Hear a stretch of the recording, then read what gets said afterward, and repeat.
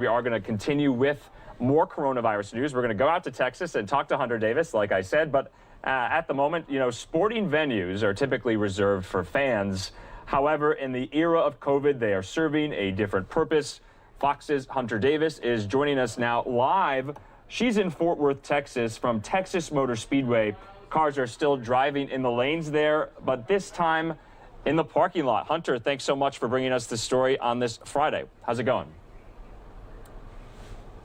Hey, Andrew, like you mentioned, lanes are still set up here at Texas Motor Speedway. This time they're just outside of the speedway. Now, as you can see, things are wrapping up here for the day, but at the beginning of the day, volunteers were being told to start their syringes for what would be 16 lanes of cars racing toward a COVID-19 vaccine. Lots of excitement was here as people tried to get that vaccine. Pom-poms going out the window, people cheering as they got the vaccine. So it's still that fan-like atmosphere that we're used to here at the Speedway. Now, this Speedway is among several other sports venues that are being named mega vaccination sites.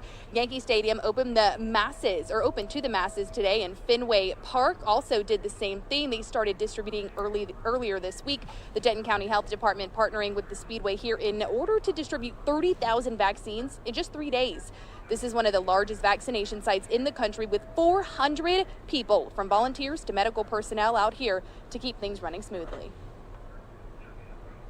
Business and these guys, the folks come in for their vaccines, they come screaming into the pits. We want to get them serviced, we want to get their vaccine in them just like we want to get fuel and tires on a race car and then send them back out and into the world. So it's very much like a pit stop, and it's worked great. Now, as of this afternoon, Denton County said they've given nearly 25,000 vaccines. We're waiting to get those total numbers for the evening here, but it looks like they were well on track to that 30,000 goal. Not only have Texas residents gotten vaccines here, but folks from as far as Florida, Colorado, Pennsylvania, and neighboring Oklahoma have also come out. Denton County Judge Andy Eads says that's because this site was designated as a hub by Governor Greg Abbott, adding that any vaccine that can be distributed is a good thing, even if it stretches outside the Lone Star State. A vaccination is a positive thing regardless of who receives it, because it increases herd immunity, not only for our local residents, but here across the U.S. and around the world. And as the vaccination process picks up steam here and across the country, Johnson & Johnson becomes the latest to file for emergency authorization to the FDA. We're still waiting to see what that decision is, and that would be for its single-dose COVID-19 vaccine. Andrew?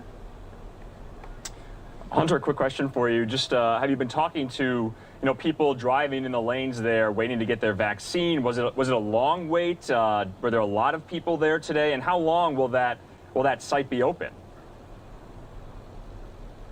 Yeah, Andrew, so today was the final day of a 3-day clinic set up by Denton County. However, they are hoping to rely on the Speedway in future weeks as the county gets more vaccines. As for how people are reacting and what those wait times are actually pretty quick. I'm actually going to give you a quick little tour of the facility here. Those tents right up there are where people enter and they get their paperwork checked just to make sure they are who they say they are and they do in fact qualify for a vaccine. If we come down these 16 lanes, that's where all of these cones are, and that's when you get to these tents where the vaccines are actually being distributed. Once they go through these tents, they're then put in another area of the parking lot. That's where they wait about 15 minutes to make sure they don't have any type of reaction to the vaccine. Now, from start to finish, the entire time is about 22 minutes. They're averaging about 1,000 vaccines per hour, totaling over 9,000 for the day, Andrew. It's pretty impressive out here. That is pretty impressive. Wow, 1,000 an hour. Do you happen to know, is it each type of vaccine, the Moderna, Pfizer, and will they get the Johnson & Johnson? That just came out, well, it didn't come out, but it's soon to be coming out.